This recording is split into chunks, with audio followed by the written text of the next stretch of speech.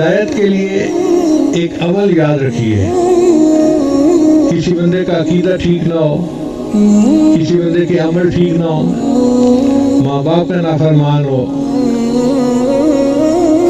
یا اور ایسی کوئی اس کے اندر عیب ہو، تو اس کو ایک وظیفہ کروائیں. کون سا وظیفہ؟ یا رحمان، یا رحیم، یا ہادی. یہ 3 لفظ یاد رکھیں. یا رحمان، یا رحیم، یا ہادی. اگر آپ کسی کو کہیں گے نا کہ بھی پڑھو تم نیک بن جاؤ گے، وہ نہیں پڑھے گا. آپ حکمت سے کام لیں.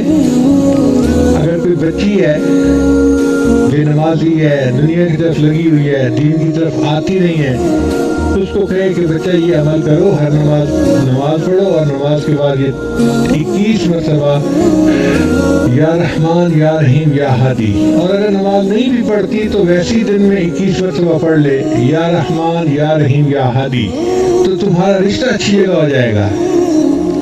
اب یہ بات ایسی ہے کہ جس کو سن کے ہر لڑکی متوجہ ہو جاتی ہے، میرا رشتہ اچھی جگہ پہ ہو، میں ہر عمل کرنے کو تیار ہوں. تو وہ یہ عمل کرے گی، رشتہ بھی اچھی جگہ ہو جائے گا، اور اس کو ہدایت بھی مل جائے گی، وہ نیکی کی طرف بھی آ جائے گی. کوئی بندہ ہے تو اس کو کہے بھی آپ کرو، آپ کا کاروبار اچھا ہو جائے گا. مردوں کو اپنے کاروبار کی بڑی فکر ہوتی ہے، اور ان کو پتہ چل جائے کہ اس عمل سے کاروبار اچھا ہو جائے گا تو وہ رات کو تہجد میں اٹھنے کے لیے بھی تیار ہوتے ہیں. تو جو بندہ بھی ہو اس کو کہے کہ بھئی اس عمل کو کرو، اس سے تمہارا دنیا کا فائدہ ہو جائے گا. وہ فائدہ بھی ہوگا، اور ایک فائدہ یہ بھی کہ اللہ اس کو ہدایت بھی عطا فرما دے گی. ہمارا یہ تجربہ ہے کہ جس بندے کو یہ عمل دیا جائے اور وہ اس کو باقاعدگی سے کرے، 40 دن گزرنے سے پہلے اللہ اس کو ہدایت عطا فرما دیتے ہیں. ہم نے کفر پہ جمے لوگوں کو اسلام قبول کرتے ہوئے آنکھوں سے دیکھا ہے.